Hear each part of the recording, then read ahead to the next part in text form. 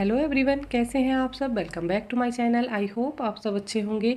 यहाँ पर CTET paper 2 के लिए हम सिलेबस डिस्कस करने वाले हैं और वो भी डिटेल में, पूरी डिटेल के साथ यहाँ पर सिलेबस को डिस्कस किया जाएगा।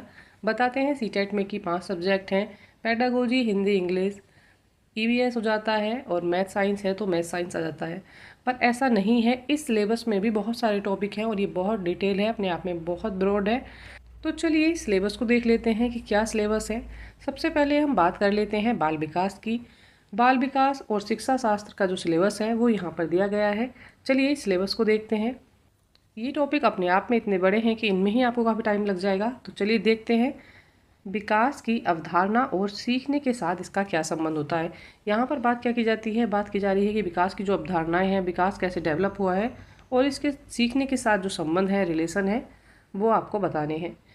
दूसरा हो जाता है इसमें बाल केंद्रित और प्रगतिशील शिक्षा की अवधारणाएं।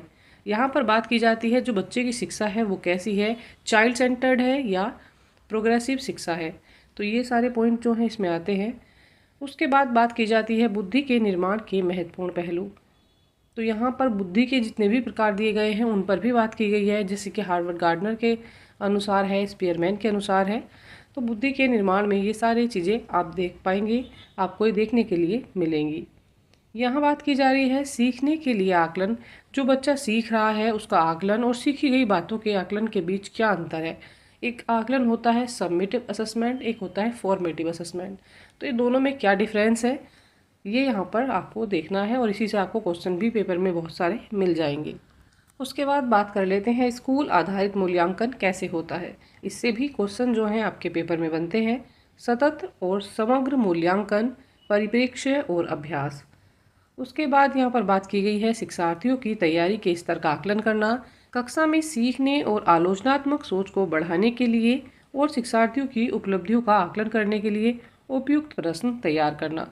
तो इससे भी आपको क्वेश्चन पेपर में देखने के लिए मिलेंगे। अभी ये सिलेबस यहाँ पर कंप्लीट नहीं हुआ है, इसमें भी बाकी और टॉपिक रह गए हैं, चलिए उनको भी देख लेते हैं।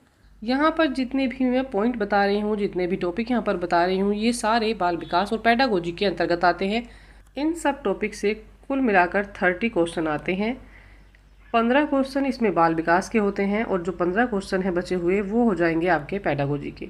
तो ये सारी चीज़ें जो हैं इसमें से आपको देखने के लिए मिलेंगी। पर ये क्वेश्चन जो हैं बहुत सारे अलग अलग टॉपिक से बनते हैं, तो ये टॉपिक हम यहाँ पर डिस्कस कर रहे हैं। जैसे बहुआयामी बुद्धि क्या है, इससे भी आपको प्रश्न पेपर में देखने के लिए मिलेगा और इससे क्वेश्चन आपके आता ही आता है एग्जाम में। आगे दिया है शिक्षार्थियों के बीच व्यक्तिगत अंतर, भाषा, जाति, लिंग, समुदाय, धर्म आदि की विविधता के आधार पर मतभेदों को समझना। बात जब आ जाती है व्यक्तिगत भिन्नता की, तो इससे भी आपको एक क्वेश्चन देखने के लिए एग्जाम में जरूर मिलेगा। चलिए आगे देख लेते हैं। बच्चे को समस्या समाधानकर्ता और एक वैज्ञानिक अन्वेषक के रूप में देखा जाता है, बच्चे को खोजकर्ता के रूप में देखा जाता है। तो यहाँ से क्वेश्चन एग्जाम में बनेंगे। भाषा और विचार से आपके क्वेश्चन आएंगे। अनुभूति और भावनाएं, प्रेरणा और सीखना। सीखने में योगदान करने वाले कारक व्यक्तिगत और पर्यावरणीय। तो जो सीखने में योगदान करने वाले कारक हैं, चाहे वो व्यक्तिगत हो चाहे वो नेचुरल हो, तो इनकी बात भी यहाँ पर की गई है, इनसे भी क्वेश्चन आते हैं। और सबसे ज़्यादा जो क्वेश्चन बनता है वो है सामाजिक निर्माण के रूप में लिंग, लिंग की भूमिकाएं और लैंगिक पूर्वाग्रह और शिक्षा। इस टॉपिक से आपको क्वेश्चन देखने के लिए जरूर पेपर में मिलेगा, इससे हर बार क्वेश्चन पूछा जाता है। बच्चों के विकास के सिद्धांत, ये भी क्वेश्चन आपके लिए जनरेट करता है, यहाँ से भी क्वेश्चन आपके आएंगे। आनुवांशिकता और पर्यावरण का प्रभाव, सामाजिकरण प्रक्रिया, सामाजिक दुनिया और बच्चे। उसके बाद यहाँ पर बात कर लेते हैं पियाजे, कोहलबर्ग, वाइगोत्स्की, इनके सिद्धांत और मुख्य बातें। तो इनसे भी आपको एक या दो क्वेश्चन जरूर देखने के लिए एग्जाम में मिलेंगे। कुछ टॉपिक ऐसे सेटल किए गए हैं जिनसे आपको एग्जाम में हर बार क्वेश्चन देखने के लिए मिलेंगे, इनसे बार बार क्वेश्चन रिपीट होते हैं। नीचे दिया है बच्चों में सीखने की वैकल्पिक अवधारणाएं। आगे इसमें दिया है बच्चों की त्रुटियों को सीखने की प्रक्रिया में महत्वपूर्ण कदमों के रूप में समझना। बच्चे जो सीखते समय त्रुटियां करते हैं, उनसे जो बार बार गलतियां होती हैं, उनको एक क्या करना है, महत्वपूर्ण प्रक्रिया के रूप में समझना है। ना कि ये कि बच्चा गलती करता है तो उसको उसके लिए पनिशमेंट किया जाए या उसको छोड़ दिया जाए। तो यहाँ से भी आपको क्वेश्चन देखने के लिए मिलेगा। चलिए अभी आगे देखते हैं। यहाँ पर दिया है नेक्स्ट जो टॉपिक है वो है कमज़ोर और वंचित सहित विविध पृष्ठभूमि के शिक्षार्थियों की ज़रूरतों को पूरा करना।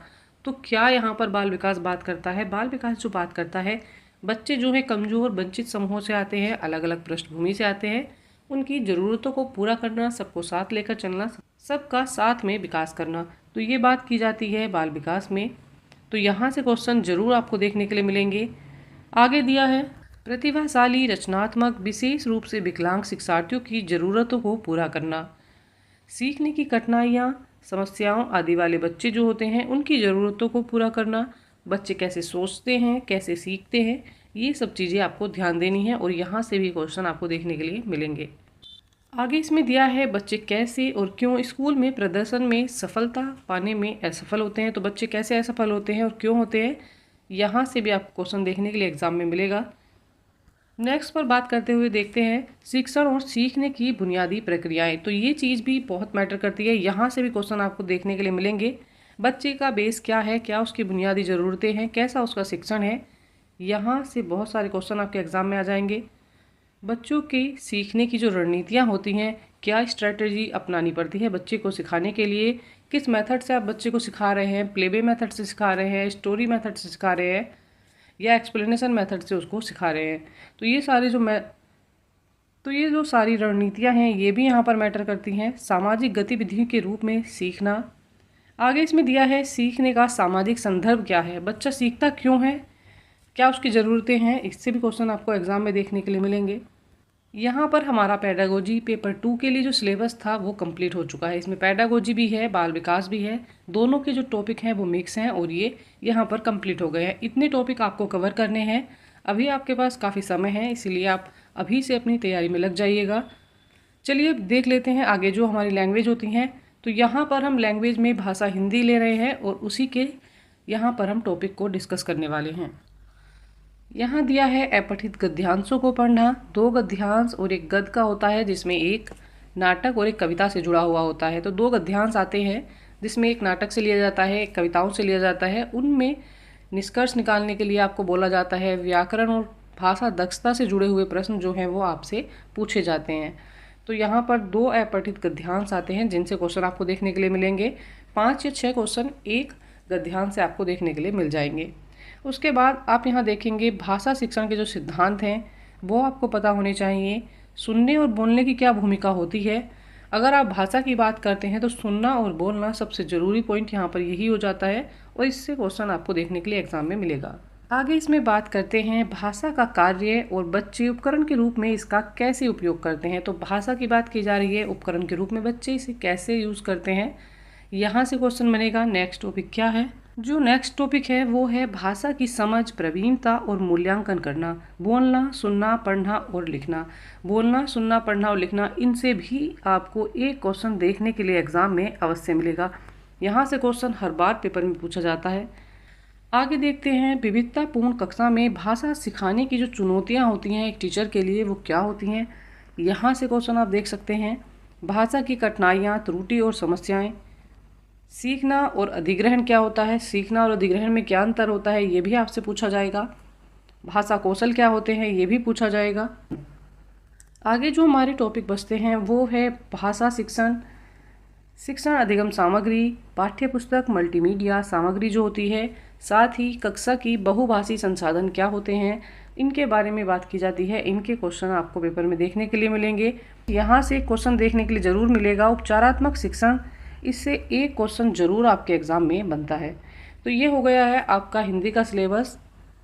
हिंदी के सिलेबस में आपसे पर्यायवाची शब्द और ये जो बाकी हिंदी होती है व्याकरणीय हिंदी वो बहुत कम पूछी जाती है, ज़्यादा नहीं पूछी जाती है। जो पैराग्राफ दिया होता है उसी के रिलेटेड आपसे हिंदी में जो क्वेश्चन पूछे जाते हैं उसी में एक आध ऐसा पूछ लिया जाता है कि इसका अर्थ क्या होता है या इसको शुद्ध रूप में लिखिए। बाकी जो है सारे क्वेश्चन वो पैराग्राफ से ही बनते हैं। 1 या 2 क्वेश्चन ऐसा आता है जिसमें इनके समास वगैरह पूछ लिया जाता है, बाकी इसमें डिटेल में कुछ नहीं पूछा जाता है। बस केवल आप अगर पैराग्राफ को तैयार करके जाएंगे तो उस क्वेश्चन को भी सॉल्व कर लेंगे। ज़्यादा उसमें कुछ ऐसा नहीं पूछा जाता है। कई बार पूछ लिया जाता है जैसे ईमानदार है तो ईमानदार का प्रत्यय क्या है, इस तरह के क्वेश्चन बन जाता है 1 या 2 बस। आगे इसमें बात कर लेते हैं जो पेपर 2 है उसके लिए मैथ का सिलेबस क्या होता है। तो मैथ का सिलेबस देखते हैं। इसमें सबसे पहला टॉपिक तो हमारा हो जाता है संख्या प्रणाली। नंबर सिस्टम की बात की जाती है। नंबर सिस्टम क्या है, संख्याओं को जानना हो जाता है, संख्याएं क्या हैं। आगे देख लेते हैं। नेक्स्ट जो टॉपिक दिया है ऋणात्मक संख्याएं और पूर्णांक। आगे इसमें दिया है भिन्न। भिन्न से आपको एग्जाम में क्वेश्चन जरूर देखने के लिए मिलेंगे, लगभग 2 क्वेश्चन आप एग्जाम में इससे देखेंगे।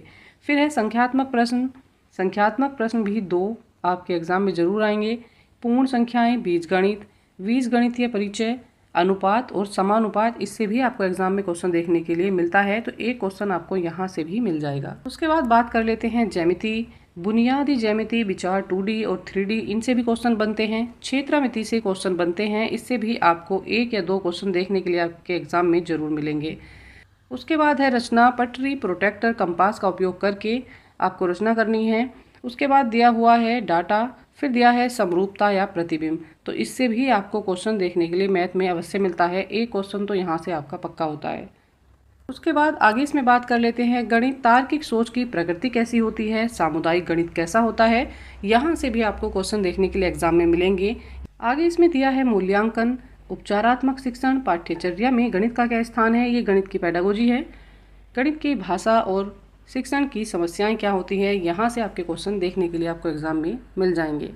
हर सब्जेक्ट में जो है आपके 15 मार्क्स के जो हैं सब्जेक्टिव क्वेश्चन पूछे जाते हैं, और जो 15 क्वेश्चन होते हैं वो आपके कैसे पूछे जाते हैं, वो आपके जो पेडागोजी से रिलेटेड हैं वो पूछे जाते हैं।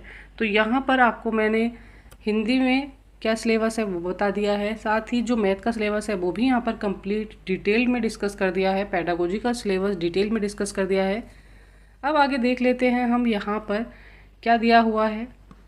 साइंस, जो साइंस है पेपर 2 के लिए, उसका क्या डिटेल्ड सिलेबस है वो भी यहाँ पर एक बार देख लेते हैं। चलिए देखते हैं। ये है आपका साइंस का सिलेबस पेपर 2 के लिए। यहाँ पर दिया है विज्ञान की प्रकृति और संरचना क्या है। आगे दिया है प्राकृतिक विज्ञान, लक्ष्य और इसके उद्देश्य क्या है, यहाँ से क्वेश्चन देखने के लिए मिलेंगे। पाठ्य सामग्री और सहायता सामग्री क्या विज्ञान में यूज़ करते हैं, वहाँ से क्वेश्चन बनते हैं। मूल्यांकन, संज्ञानात्मक, साइकोमोटर प्रभावी, और यहाँ पर समस्याएं क्या हैं विज्ञान को सीखने में, तो यहाँ से क्वेश्चन आपको देखने के लिए मिलेंगे। ये टॉपिक हैं विज्ञान के। चलिए इनको और देखते हैं डिटेल में। आगे इसमें दिया है उपचारात्मक शिक्षण क्या होता है, विज्ञान को समझना और उसकी सराहना करना, दृष्टिकोण और एकीकृत दृष्टिकोण क्या होता है। नेक्स्ट टॉपिक है अवलोकन, प्रयोग, खोज और विज्ञान की जो विधियाँ होती हैं, जो मेथड होते हैं वो आपसे पूछे जाएंगे।